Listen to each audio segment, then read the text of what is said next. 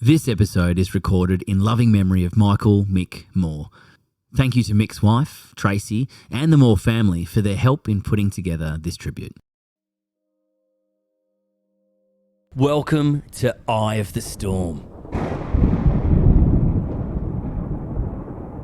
Join us as we delve into Melbourne Storm's 25-year history, reliving the highs and lows, celebrating the victories and achievements of one of Australia's most revered clubs. From humble beginnings to the club we know and love today, Melbourne Storm's story is one worth telling. Sit back, relax, and get ready to be taken on a journey through the eye of the storm.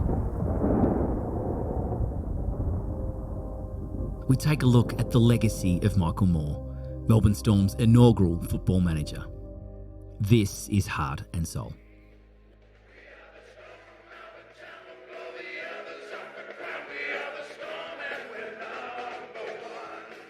It takes many people to build a football club, but some can have more of an impact than others over the journey.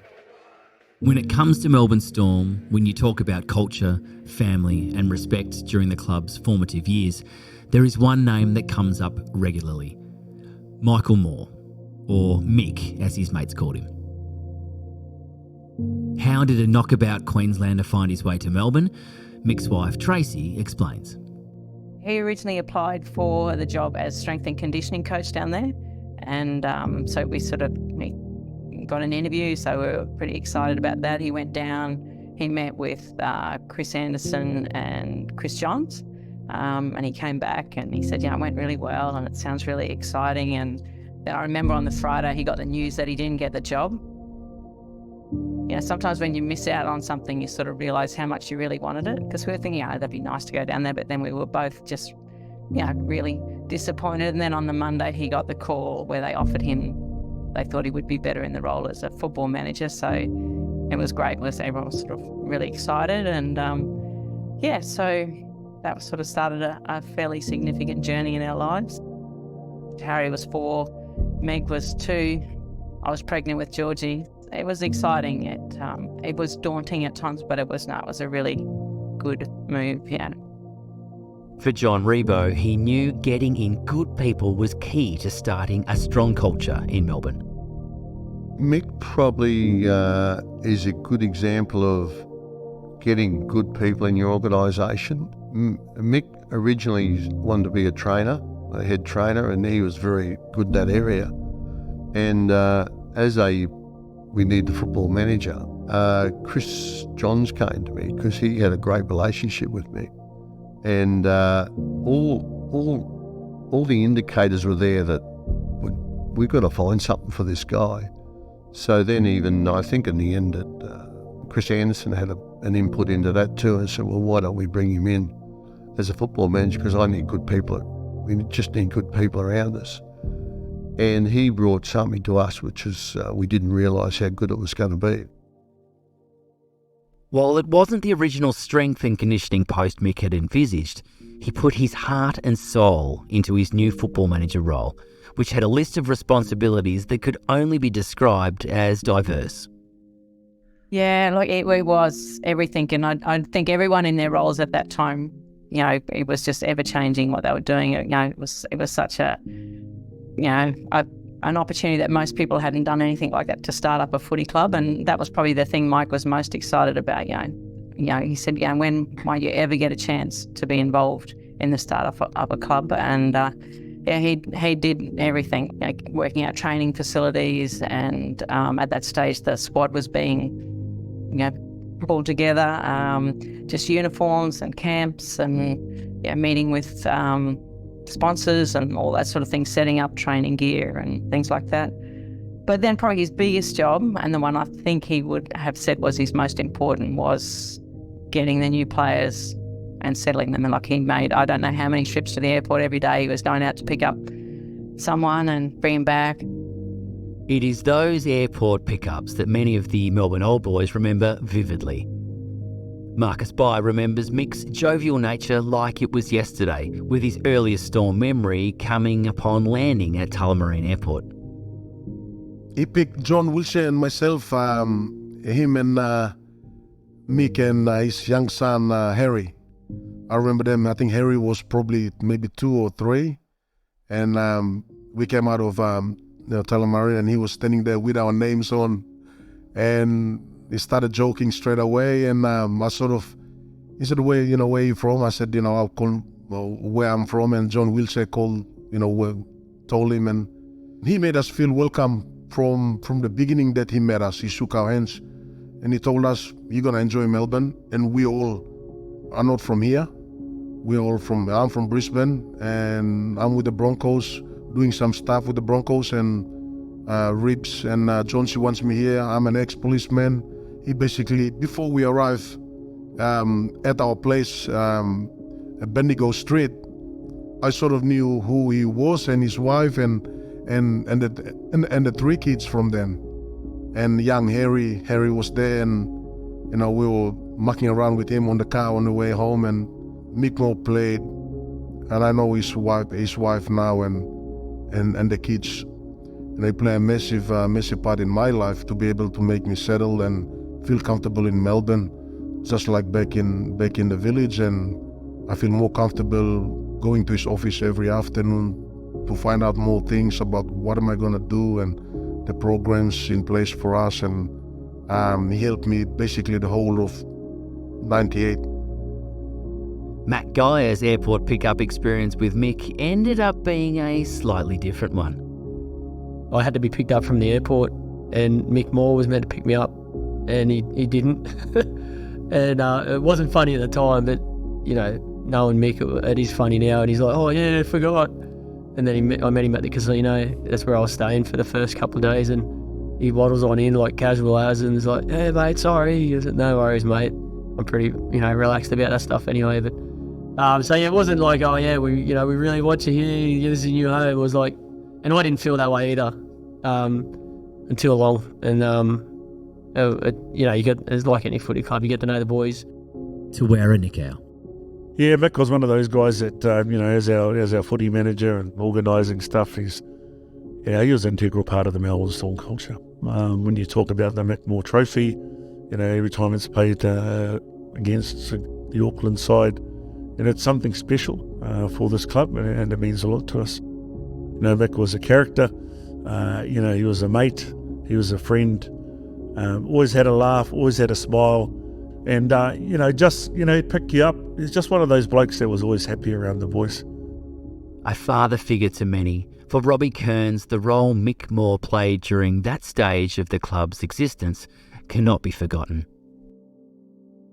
In rugby league, it's, we have all different walks of life playing our game. So, different people from different parts of the world and parts of Australia to come together and be so successful over days. Obviously, a lot of people played a part in it, but no more than Mick Moore. He was an absolute superstar. When you talk about great blokes, he was the world champion great bloke. He was funny when he had to be funny. He was serious when he had to be serious. As a doting young father, he's a guy I really looked up to. He's a few years older than me, not by many, and he was already a father, and he's everything I wanted to be. I love my mates, I love my family, and that's a guy I really looked up to in those areas. But a wonderful guy, and he'd done amazing things, not only for the players, but also for the families, the wives, those that had kids. Tawera and Lazo were the only ones that had kids at the time. I think I was the first one to produce a child in 1998 with young Bob. It's funny when I read that question, he was 32 and he was a father figure. But, there were a lot of much younger people than us and people without families. And I just think probably for a number of reasons, because he was so approachable, on anything. And there were lots, often, when you move somewhere new, it's something really small that's causing grief or you need help with. So I think that was a really big thing. And, Mike is a real family man. We both come from really strong families. And so right from the start, the kids, I think they thought they played for Melbourne Storm. They were just in there and very much. So the players all saw Mike with the kids and, they'd be giving them out Gatorade or pretending to train with them or, yeah, so I think they got to see Mike as a family man as well as, a football manager. And I think that just comes because, everyone was a part of the Storm. Yeah, as I said, there were a lot of younger players and while we were there, people were starting to get married and have babies, and we were just that little bit further ahead. So, but I think the big thing is, one, that he valued family so much, and that was fairly obvious, and that he was just a really easy bloke to talk to. Like, it wasn't like, well, he's the football manager, we really can't approach him.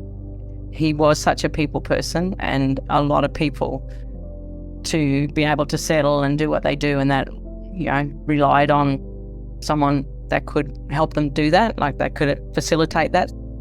Moving to Melbourne and moving to Storm was a way of life for the Moore family, who instantly became ingrained in the Storm family.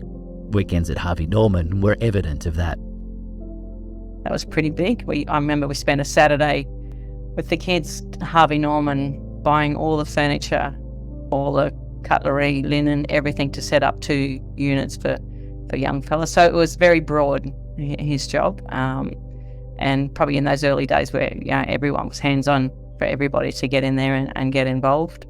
And with that, wasn't just players coming down. A lot of them had partners. Some of them had young families. So, that was a really big thing of making them feel welcome. And, there were young girls, finding work and finding places for their kids to go, even though there weren't too many kids at the start. But, yes, that was very broad. But I think that's what he would have seen as his probably biggest role, was just that settling people into the club, and not just the players, their families. Robbie Ross. He was the guy he was the go-to person for players, you know what I mean? He was the guy that, like we said, we've all come from out of town. We're all feeling a little bit kind of, bewildered and a bit out of sorts. And if you're looking for someone just to speak to, or you're looking for something, he was pretty much, he did lots of roles. He was kind of like a counsellor in some ways. He was a relocator in other ways. You know what I mean? But more importantly for Mick, he was a good mate to everyone. A very, very good mate. He's just a solid human being. You look at Tracy and the kids, you know what I mean? Good parents breed good kids, and they're cracking kids. But the tragedy is he died at 35. Moore's sudden death was devastating to the tight-knit Storm outfit, with the Storm players' jerseys carrying embroidery during the 2000 season, recognising the late football manager.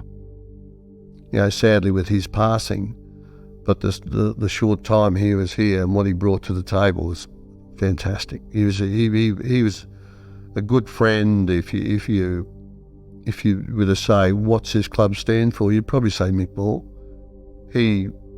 His effort and dedication and the way he represented his family and the kids in that is a really special human being. And thankfully I had some time to spend with him, which I'll always cherish. Mick was the heart and soul of the club, mate. He was, hurts me out to talk about him. He was a special bloke. He was, as I say, the heart and soul of the team. He looked after the players like they were princes. He set the standard for all the families being happy. Him and his wife were fantastic that way, and just a good bloke. They just had great morals. Loved the beer, but never over the top with the beer. But looked after the young blokes. You build clubs around people like him. Yeah, he was just a wonderful human being, and obviously it's a tragedy what happened, but he'll be forever remembered here at the Melbourne Storm. Despite having never met Mick, Cooper Cronk is one of a long line of people who have come through the club to see Mick's legacy continue to live throughout the modern era. He was basically part of the setup of the Melbourne Storm. You put him in the same breath as Chris Johnson, John Rebo and Chris Anderson. He was a huge part of Melbourne Storm in the beginning. I never met Michael, but I can call them all family friends because my time here, understanding what Michael did for the club, meeting the family on a number of occasions, that's what that older generation did. They make sure that the memory lives on and is passed down. Now the guys that come through and play for the Melbourne Storm now have obviously never met him, but they understand what he did, the contribution he provided the club in those early days, and I dare say they'll meet them all family at some stage too. So that legacy piece will be forever ingrained in the club. It's because of the person that Michael was, what he did for the club, and that will never be forgotten.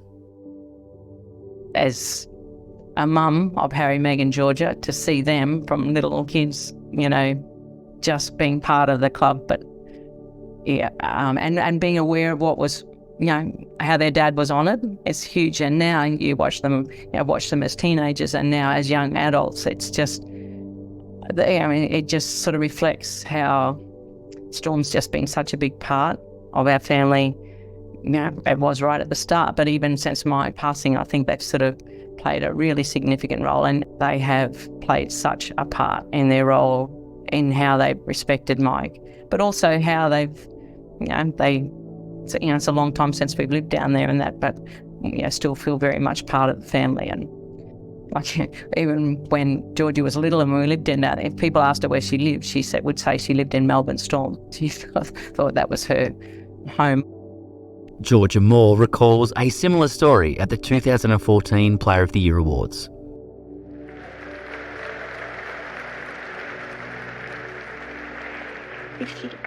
Thank you all so much for having me here tonight. It's such an honour to be here tonight and so lovely to be back in Melbourne. We have this home video from when we were living down here, and Mum asked me my name and where I live. I go on to say Georgia Moore, and I live at the Melbourne Storm. I think it's just great how they have honoured Mike and kept us in the fold. And there's most people at the club now, never met Mike, but they will always come and talk to you about him or really appreciate being able to play for the trophy or the award. And I think that's a huge thing that story has continued. Next time on Eye of the Storm. But then I thought, God, they've got a big task ahead of them. He said, look, if you ever get an opportunity to start up a football team, I'd love to be involved. He said, listen, we're keen to see if you'd like to come down to Melbourne. We'd love for you to fly down and have a look and have a chat to us about it. There was lots of reasons why you would buy into it.